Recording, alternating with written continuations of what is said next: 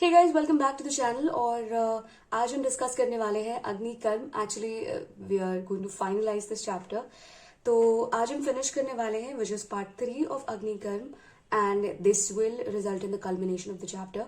तो आइए शुरू करते हैं। लास्ट हमने किया था कि हम लक्षण बताए थे कि अलग अलग प्रकार के जो दग्ध होते हैं, लक्षणानुसार जो दग्ध थे वैसे दग्ध के प्रकार उनके क्या क्या फीचर्स होते हैं। अब हम देखेंगे कि वो जो दग्ध हमने किया था, यानी कि पृष्ठ दग्ध और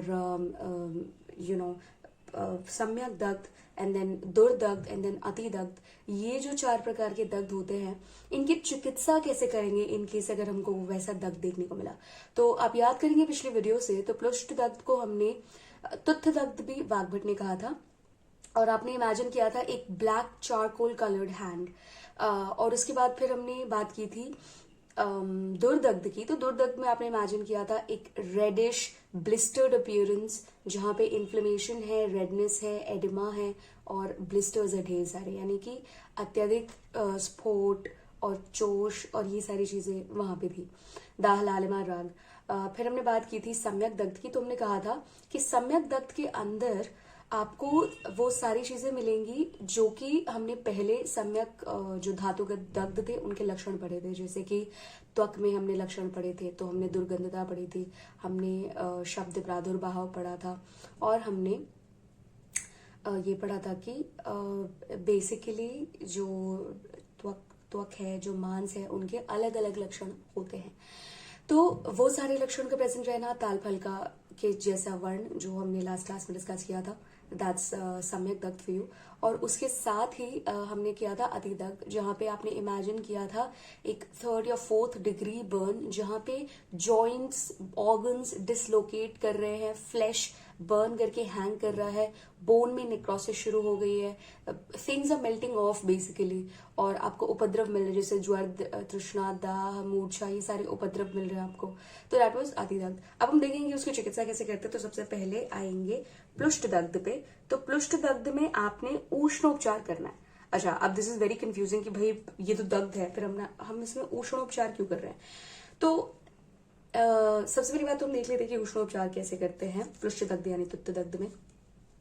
अग्नि से प्रतप्त कर दो, या फिर तो आप लेप लगा दो उष्ण वाला, या फिर तो आप जब पानी, या फिर तो नहीं, आई मीन कॉम्प्लीमेंटरीली, जब आप पानी दो पीने के लिए पानार्थ, और या फिर तो व्रण के प्रक्षालन के हेतु, मतलब कि अगर वहां पे जो वूंड हुआ है उसके भी प्रक्षालन के लिए आप गर्म ही पानी दो, और जो अभ्यंतर प्रयोग के लिए आपको द्रव्य इस्तेमाल करने हैं, यूज करने हैं, प्रयोग करने हैं, वो भी उष्ण वीर्य के होने चाहिए। ठीक है। अच्छा, रीजन यहाँ पे क्या है कि हम उष्णोपचार यूज कर रहे हैं, विच इज एक्सट्रीमली वियर्ड, क्योंकि यहाँ पे हम दग्ध की बात कर रहे हैं, टॉकिंग अबाउट अ बर्न। लेकिन रीजन इसलिए है क्योंकि प्लुष्ट दग्ध में शरीर सुन्न हो जाता है। शरीर सुन्न हो जाने के कारण रक्त भी सुन्न हो जाता है, और अगर ऐसे शून्य रक्त में, यानी कि गर्म शरीर में जहां पे स्वेदन वाला इफेक्ट आ चुका है, वहां पे ब्लड भी आपका स्वेदन वाला इफेक्ट ला चुका है, अगर उस केस में आपने ठंडी चिकित्सा, शीतल चिकित्सा करने की कोशिश की, शीतोपचार करने की कोशिश की, तो रक्त का स्कंदन हो जाएगा। Skandan is coagulation. आपका का सारा जो खून है ना, वो जम जाएगा। This is the problem with उष्णोपचार करने से यहाँ पे, और शीतोपचार करने से, और इसीलिए यहाँ पे उष्णोपचार ही करते हैं। यू नो दैट सेइंग कि फायर बीट्स फायर, तो बिल्कुल वैसी चीज है कि उष्णोपचार यहाँ पे करना है हमको प्लुष्ट दग्ध के केस में। अच्छा, अब हम बात करेंगे सम्यक दग्ध की। तो सम्यक दग्ध में अगर हमको चिकित्सा करनी है तो कुछ भी नहीं, आप लेप लगा दो। लेप किस चीज का लगाओ, तो लेप में आप पहली जो चीज ले सकते हो वो है वंशलोचन, गैरी गुड़ुची, रक्त चंदन, इन सबका सम्यक चूर्ण बना लो। अच्छा, ये सारे के सारे जो है वो शीतल उपचार वाले सारे ड्रग्स है। गैरिक, वंशलोचन, गुड़ुची, रक्त चंदन, देर ऑल विद शीतवीर्य, और इनका सम्यक चूर्ण बना करके घृत में मिला लो, it will form a paste, और फिर उसको एज अ लेप लगा दो। नेक्स्ट हम बात करेंगे, जो दूसरा लेप है वो है आनूप्य जांगल मांस। ग्राम्य मांस, इनको पीस लो और फिर उनका लेप लगा दो। Both of them can be applicable. अगर हम बात करेंगे कि यहाँ पे दाह हो रहा है, सम्यक दग्ध में वैसे इस तरीके का दाह नहीं होना चाहिए, पर इन केस इट अकर्स तो हम पित्तज विद्रुति समान चिकित्सा करेंगे। अच्छा, पित्तज विद्रुति की चिकित्सा जो है वो हम आगे की क्लासेस में डिस्कस करेंगे। विद्रुति जब इंटायर चैप्टर पढ़ेंगे तो हम देखेंगे किस तरीके से उसकी चिकित्सा करते हैं, बट मोस्टली शीतोपचार ही करते हैं। अब हम बात करेंगे कि दुर्दग्ध यानी कि आपका द बॉयल्स एंड ब्लिस्टर्स वाला रेड एंड इन्फ्लेम्ड की अगर हम बात करेंगे तो यहाँ पे इन लोगों ने बताया कि शीत और उष्ण दोनों चिकित्सा करेंगे। और अच्छा, इसको आप ऐसे इमेजिन कर सकते हैं कि जब कहीं पे भी इन्फ्लेमेशन रहता है ना, तो इन्फ्लेमेशन रिड्यूस करने का सबसे बेहतरीन तरीका है कहीं पे भी, फॉर एग्जाम्पल आपको मोच आ गई हो, this is a tried and tested formula. I am also giving you tips on how to general life में आप अगर यू टैकलिंग समथिंग, तो इन केस अगर आपको फॉर इंस्टेंस अगर मोच आ गई है, कहीं जल गया है, जहां पे इन्फ्लेमेशन हो गया, राइट, वहां पे स्वेलिंग है, रेडनेस है, पेन है, ये सारी चीजें हैं, तो आप उसमें एक चीज जो बेहतरीन काम करती है, एटलीस्ट मेरे एक्सपीरियंस में, that is hot and cold alternate therapy. Hot cold alternate therapy, जैसे आइस पैक लगाया 30 सेकेंड के लिए, फिर 45 सेकेंड के लिए आपने उस पर गर्म सेक किया, उसके इमीडिएटली बाद आपने 30 सेकेंड के लिए आइस पैक लगाया, उसके इमीडिएटली बाद गर्म सेक किया, डू इट फॉर 10 मिनट्स और इन्फ्लेमेशन बहुत ही जबरदस्त तरीके से रिड्यूस हो जाएगा। एनीवे, तो वी आर बैक टू दुर्दग्ध। यहाँ पे इन्फ्लेमेशन वाला जो दग्ध है, तो यहाँ पे शीत और उष्ण दोनों चिकित्सा करेंगे, क्योंकि यहाँ पे एक प्रिंसिपल है ऑल्टरनेट हॉट कोल्ड थेरेपी का। लेकिन घृत आलेप सेक वगैरह जो करेंगे ना, इसको हम शीत स्वरूप में प्रयोग करेंगे, राइट, क्योंकि घृत जो है आपको गर्म, तो बिल्कुल गर्म जला हुआ घी तो ऑब्वियसली नहीं लगाना है, जो लेप है वो आपको गर्मा गर्म नहीं लगाना है, ये सारी चीजें ठंडी में आएंगी, और बाकी जो उष्णोपचार है वो उष्ण वाली कैटेगरी में आएगा। अब हम बात करेंगे कि अतिदग्ध की चिकित्सा कैसे करते हैं। तो भाई याद है अतिदग्ध में क्या डिस्कस किया था? हमने डिस्कस किया था कि वहां पे जाकर के दिक्कत इसलिए हो रही है क्योंकि गात्र विश्लेष हो रहा है, वहां पे आपका बेसिकली क्या चीज हो रही है कि वहां पे, सॉरी, ये यहाँ पे है, उपद्रव देखने को मिल रहे हैं। तो दग्ध मांस जो है, सबसे पहले हम उसका उद्धरण करेंगे। जो टिश्यू जल गया है, डिवाइटलाइज हो गया है, it's dead, it's not needed anymore, तो सबसे पहले हम दग्ध मांस का उद्धरण करेंगे। फिर है दग्ध स्थान पर शीतोपचार करेंगे। अच्छा, अति दग्ध में आप कभी भी उष्णोपचार मत करिए, things are beyond your control, वहां पे सिर्फ शीतोपचार से आपको लाभ मिलेगा। और पित्तज विसर्प के समान चिकित्सा करनी चाहिए वहां पे। पित्तज विसर्प भी हम आगे पढ़ेंगे कभी किसी टॉपिक में, तो पित्तज विसर्प के समान चिकित्सा विच इज मोस्टली शीत और मधुर और तिक्त रस द्रव्यों का हम प्रयोग करते हैं, और या दैट्स पित्तज विसर्प समान चिकित्सा। अब अतिदग्ध के बाद हम बात करेंगे कि सभी प्रकार के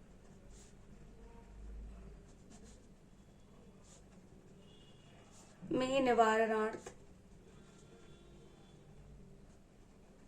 घृत कि एग्जैक्टली वो ऐसा कौन सा प्रेपरेशन है जहां पे हम इन सारे इनमें से कोई भी अगर जला हो तो सभी प्रकार के दग्ध पे जो घृत हम इस्तेमाल कर सकते हैं, which will help heal it, तो उनके रोपण के लिए रोपणार्थ, ठीक है, घृत। तो सबसे पहले तो आप ले लेंगे कुछ ड्रग्स, एम से जो सारे शुरू होते हैं, मधु यष्टि और मंजिष्ठा, मूर्वा, आई एम सॉरी, और जो नेक्स्ट होगा वो है मधुच्छिष्ट, राइट। तो मधुच्छिष्ट is nothing but beeswax, और ये जो सारे मधु यष्टि है तो आपको पता ही है कि मुलेटी होता है, मंजिष्ठा है द रेड कलर थिंग जो आपका ब्लड प्योरीफाई करता है, मूर्वा इज अगेन आपका शीतल द्रव्य, शीतल वीर्य, और इसमें हम ऐड करेंगे किस कौन कौन से चूर्ण, तो रक्त चंदन ऐड कर दो, और सर्ज रस ऐड कर दो, और इस पे ऐड कर दो लोद्र, और इन सब के चूर्ण आपको लेने हैं, इनको चूर्णवत करके, और इसमें 4 गुना घृत लेना है। 4 गुना घृत लेने के बाद आप इसमें मिलाएंगे 4 गुना पानी।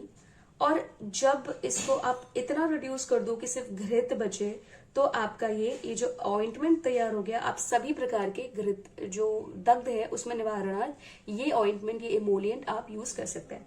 अच्छा, एक और चीज यहाँ पे बताई गई थी आगे कि जब स्निग्ध दग्ध होना मतलब तेल से गिरी है, जली है कोई जगह, तो वहां पे आप रूक्ष चिकित्सा करिए। ठीक है, तो ये था हमारा कि आप अलग अलग प्रकार के दग्ध को कैसे ट्रीट करोगे एग्जैक्टली चिकित्सा। अब हम आएंगे कि धूम उपहत की चिकित्सा कैसे करेंगे और धूम उपहत एग्जैक्टली होता क्या है। तो धूम उपहत की जब हम बात करते हैं तो हम देखते हैं कि सफोकेशन बाय स्मोक या इनहेलेशन इंजरी में 4 इंद्रियां नष्ट या प्रभावित होती हैं। किनको छोड़ करके? तो भाई टैक्टाइल सेंसेशन या स्पर्श इंद्रियों को छोड़ करके बाकी जो सारी इंद्रियां रहती है वो प्रभावित रहती है। तो कैसे रहती है? अगर हम नेत्र के केस में देखेंगे तो नेत्र में दाह और लालिमा। अगर हम श्रवण के केस में देखेंगे, कान कर्ण के केस में, तो श्रवण शक्ति नष्ट और साथ ही आधमान विच इज टिम्पेनाइटिस। अगर हम बात करेंगे कि घ्राण इंद्रियों में क्या दिक्कत आ रही है, तो एक प्रॉब्लम तो ये है कि क्षवथु यानी कि स्नीजिंग, और दूसरी चीज ये है कि धूम के अतिरिक्त अन्य किसी वस्तु का गंध ज्ञान न होना।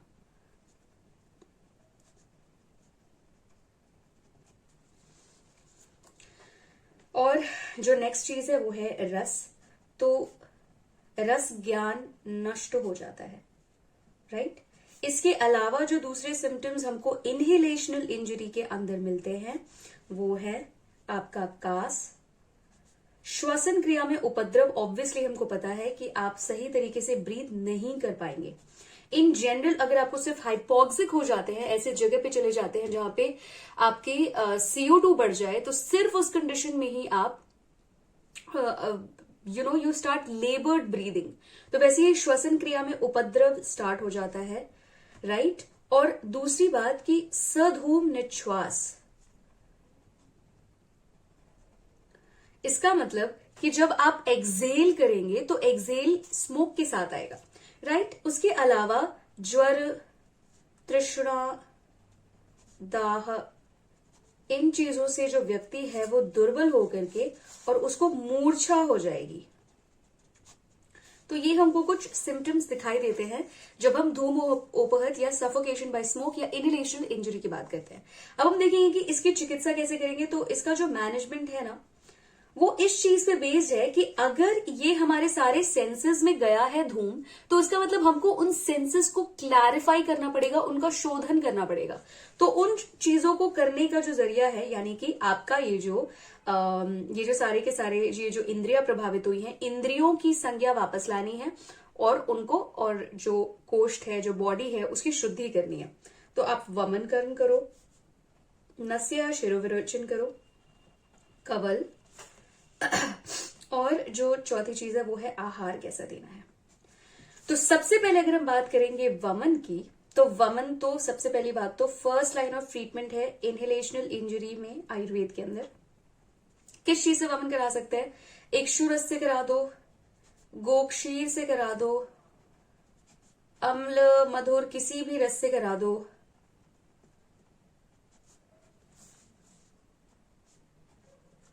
शर्करा अंबू से करा दो। इन सारी की सारी चीजों से आप वमन करा सकते हैं। अच्छा, वमन से क्या होगा? वमन से होगी कोष्ठ शुद्धि, और कोष्ठ शुद्धि से फिर क्या होगा? तो ये जो लक्षण आ रहे हैं ना, ये जो आत्मान हो रहा है, ये कास, श्वास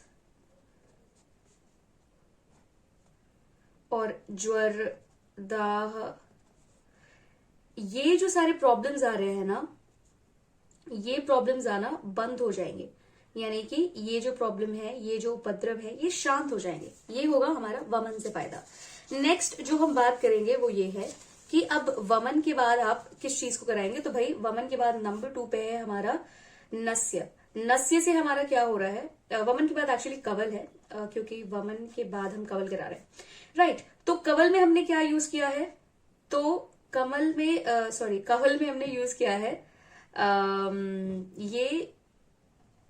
ये जो कषाय, मधुर, अम्ल, लवण, ये जो रस है ना, इनके रस से युक्त जो स्वरस होता है वो हमने यूज किया है कवल के रूप में, राइट। कवल आपको पता है ना, कवल इज व्हाट, जब आप धारण करते हैं किसी स्वरस इत्यादि का और उसको मुंह में लगातार घुमाते हैं, राइट, तो वो हो गया आपका कवल। गंडूश is when you don't move that. तो कवल जो है वो आप लगातार लगातार मुंह में घुलाते हैं, तो इसी वर्ड से कुल्ला वर्ड आया है, या कुल्ली, या जो भी बोलते हैं आप। तो ये रसों का इस्तेमाल करके, और क्या हम इससे अचीव क्या करते हैं कवल से, तो हम इससे ये जो इंद्रिय शुद्धि है वो अचीव करते हैं, और साथ ही में इससे मन भी निर्मल हो जाता है। तो एक तो आप अपने कोष्ठ की शुद्धि कर दी, फिर मुख की शुद्धि कर दी, अब बाकी जो इंद्रिय है, अब देखते हैं नेत्र, नस्य वगैरह से क्या करते हैं। तो तीसरा जो नस्य है, नस्य से हम क्या अचीव करते हैं, तो पहली बात तो ये जो नेत्र जो है उसकी शुद्धि हो जाएगी, और दूसरी बात शिर ग्रीवा की भी शुद्धि हो जाएगी। और सिर्फ शिर ग्रीवा की ही नहीं, इसके थ्रू पूरे शरीर की भी शुद्धि हो जाएगी, पर मोस्टली नेत्र शुद्धि और शिर ग्रीवा शुद्धि, राइट। अब हम बात करेंगे आहार की। तो आहार किस प्रकार का हम देते हैं इनहेलेशनल इंजरी में, लघु, स्निग्ध ऑब्वियसली, और अविदाही, क्योंकि पहले ही गर्म चीजें जा चुकी हैं, पित्त बढ़ चुका है शरीर का। पहले ही हमने देख लिया था कि दाह, ज्वर, मूर्छा, ये सारे पित्तज लक्षण है। तो आपको अविदाही और स्निग्ध, स्निग्ध जो है, जो ईषद स्निग्ध होता है वो पित्त होता है, तो अगर आप ज्यादा स्निग्धता देते हैं तो पित्त का शमन होता है। और लघु आहार देना है, राइट, हमको हैवी कुछ भी नहीं देना है, क्योंकि इट्स ऑलरेडी कोष्ठ में अशुद्धि थी जिसको हमने अभी जस्ट क्लीन किया था वमन के थ्रू। तो हमने ये आहार दिया, राइट। अच्छा, हारीत क्या बोलते हैं कि जब धूम उपहत हो ना, तो उसकी चिकित्सा करते हैं, आपने वमन करा दिया, वमन के साथ ही आपने क्षीरपान करा दिया आहार के रूप में, और तीसरी चीज आप ना जल क्रीड़ा करवाइए, ठीक है, विच इज जल में तैरना, बेसिकली स्विमिंग, ठीक है। तो हारीत ने ये बताया है कि धूम उपहत की चिकित्सा होती है। अब हम बात करेंगे कि मॉडर्न यानी कि कंटेम्प्रेरी जो अभी प्रैक्टिस होता है अग्निकर्म, वो किस तरीके से प्रैक्टिस होता है। तो पहले तो एंशिएंट बात रही। अब हम देखते हैं कि अभी जब हम अग्निकर्म करते हैं ना, तो हम क्या स्टेप्स फॉलो करते हैं। सबसे पहले तो explain patient about the procedure. सबसे पहले आप पेशेंट को समझाएंगे and get a written consent, ठीक है। आप सबसे पहले पेशेंट से रिटन कंसेंट लेंगे कि भाई हम आपको आपके ऊपर दग्ध चिकित्सा, अग्निकर्म चिकित्सा करने वाले हैं। You have to make sure कि आपका पूरा कंसेंट है हमारे पास, तभी हम we can proceed with the procedure. Now आपने पेशेंट को एक्सप्लेन कर दिया कि प्रोसीजर क्या है। अब आप IM क्या लगाएंगे, तो टेटनस का इंजेक्शन लगाएंगे प्रोफाइलैक्सिस के तौर पे। प्रोफाइलैक्सिस इज प्रिवेंशन, ठीक है, ताकि वो प्रॉब्लम आए ही ना। उसके बाद आपने प्रोफाइलैक्सिस लगा दिया, उसके बाद आप जो है उस पेशेंट को स्पेसिफिक पोजीशन में लेकर के आ गए। और ये स्पेसिफिक पोजीशन क्या हो सकते हैं, तो फॉर इंस्टेंस अगर हम बैक एक के लिए कर रहे हैं तो प्रोन पोजीशन में लेकर के आएंगे। अगर हम कर रहे हैं उसको टेनिस एल्बो के लिए, तो हम उसको लेकर के आएंगे नॉर्मल सिटिंग पोस्चर, क्योंकि उसमें तो आपको लेटना नहीं होता है।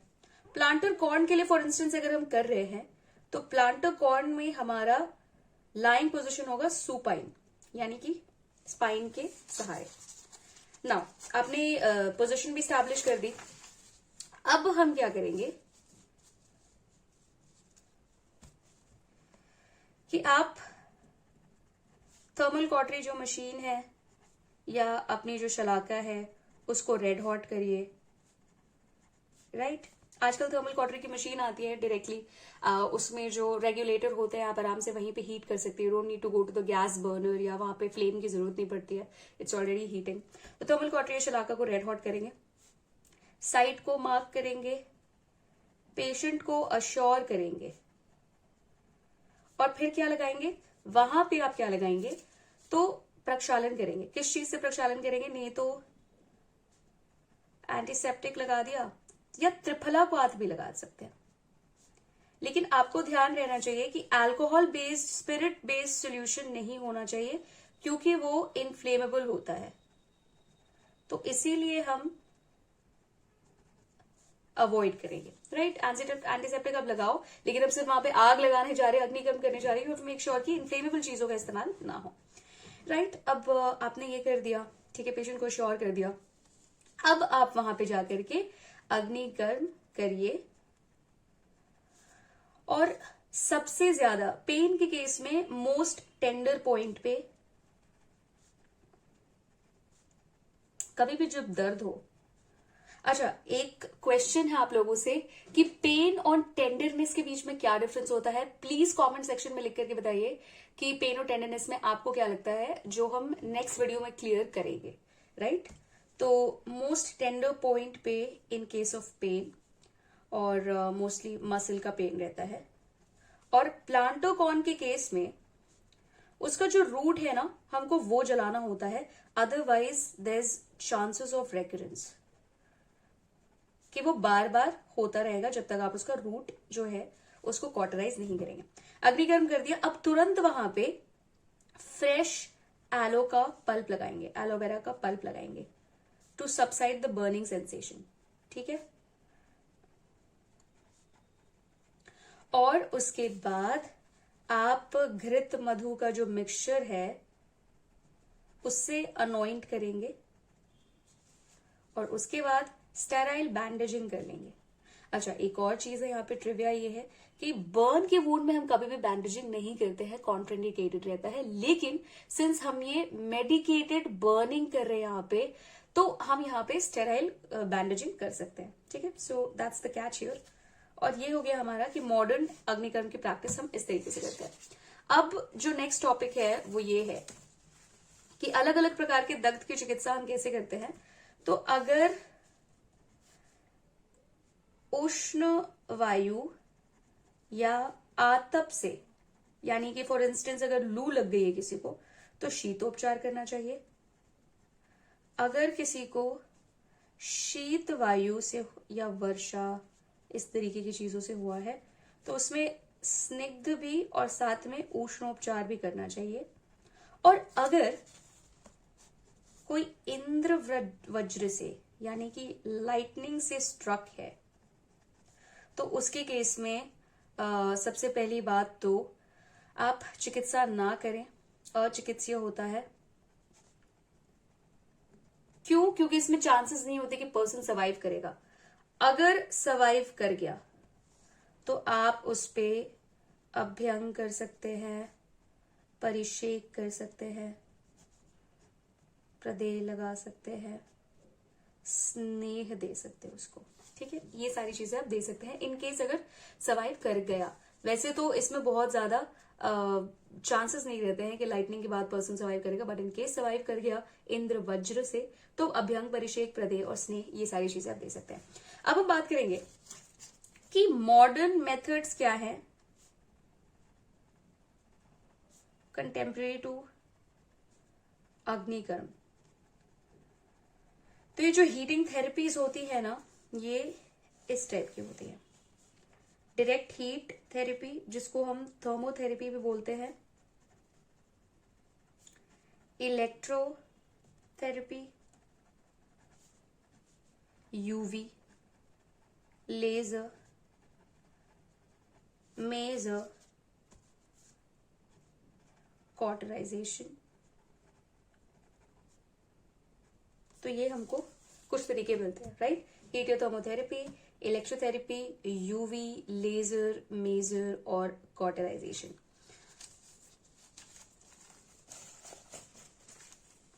अब हम बात करेंगे इन सब के बारे में धीरे धीरे। तो सबसे पहले अगर हम बात करेंगे हीट या थर्मोथेरेपी की, तो इसमें हम direct heat source to heal stiffness, pain, spasm, injury. ठीक है, मतलब मसल एक्स में हम यूज कर सकते हैं। और किस तरीके का हीट इस्तेमाल कर सकते हैं? हीटिंग पैड ले सकते हैं, हीटिंग लैंप ले सकते हैं। ये सारी चीजें हीट थर्मोथेरेपी के अंतर्गत आती हैं। इसका एक्चुअली बेनिफिट क्या होता है? तो हीट या थर्मोथेरेपी में फंक्शंस क्या होते हैं इसके? बहुत ही प्यारे, बहुत ही अच्छे फंक्शंस होते हैं। कभी भी आप देखिएगा कि आपको दर्द हो रहा है, अगर आपने वहां पे हीट थेरेपी लगाई है, एग्जैक्टली कैसे काम करता है? तो भाई ये आपका इन्फ्लेमेशन रिड्यूस करेगा, पेन रिड्यूस करेगा, स्टिफनेस घटाएगा, post acute phase of healing में हेल्प करेगा, राइट? और ये आपके कोलेजन की इलास्टिसिटी भी बढ़ाएगा, साथ साथ ये उस जगह पे ब्लड फ्लो बढ़ाएगा। अच्छा, ब्लड फ्लो होने से क्या होता है? ऑक्सीजन ज्यादा जाएगा, न्यूट्रिएंट्स ज्यादा जाएंगे, और ये आपका साथ ही प्रोटीन्स भी जाएंगे। और जितने भी ब्लड फ्लो बढ़ने का फायदा यही होता है ना कि आपके सारे न्यूट्रिएंट्स जो है वो वहां पे जा रहे हैं, ऑक्सीजन अच्छी मिल रही है, राइट? इन्फ्लेमेशन डिक्रीज करेगा, पेन डिक्रीज करेगा, स्टिफनेस डिक्रीज करेगा। तो पेन के केसेस में, मसल एक्स में, स्टिफनेस में, ऑस्टियोआर्थराइटिस, र्यूमेटॉइड आर्थराइटिस, इन सब केसेस में यूज कर सकते हैं। Post acute phase of healing में हेल्प करता है। तो जैसे किसी को इंजरी हो गई है तो उसके 3-4 स्टेजेस होते हैं। ये this is the second stage, कि पहले तो होता है अक्यूट फेज जहां पे आपको सारे सिम्टम्स देखने को मिलेंगे, then this post acute phase जहां पे बॉडी हील करने की कोशिश कर रहा है। तो this helps in the post acute phase of healing. Then this collagen की इलास्टिसिटी इंक्रीज करेगा। अच्छा, हमारी बॉडी में ना कनेक्टिव टिश्यू की एक लेयर होती है जिसको हम फैशिया बोलते हैं, राइट? फैशिया आपका बेसिकली आप इमेजिन करिए जैसे किसी ने बॉडी सूट पहन लिया हो ऊपर से, राइट? तो वो जैसे मूवमेंट करेगा, फैशिया भी वैसे मूव करेगा। और ऐसा रिसर्च में देखा गया है कि जिस तरीके से अगर आपके फैशिया की स्टिफनिंग बढ़ती जाती है, इसका मतलब आपकी बॉडी में इलास्टिसिटी कम होती जाती है, उतनी ही चांसेस आपकी इंजरी की बढ़ती जाती है। तो रेगुलर बेसिस पे अगर आप स्ट्रेच कर रहे हैं, वर्कआउट कर रहे हैं, फ्लेक्सिबिलिटी ला रहे हैं, योगा कर रहे हैं अपनी बॉडी में, तो कंफर्म है कि आपका जो फैशिया है वो हेल्थी बनी रहेगी और आपकी बॉडी में इंजरीज के आप कम प्रोन रहेंगे, डिजीजेस के कम प्रोन रहेंगे, स्टिफनेस, इन्फ्लेमेशन, पेन, ये सारी चीजें कम होंगी। अब ब्लड फ्लो भी इंक्रीज कर रहा है तो ऑक्सीजन, न्यूट्रिएंट्स और प्रोटीन भी पहुंचाएगा।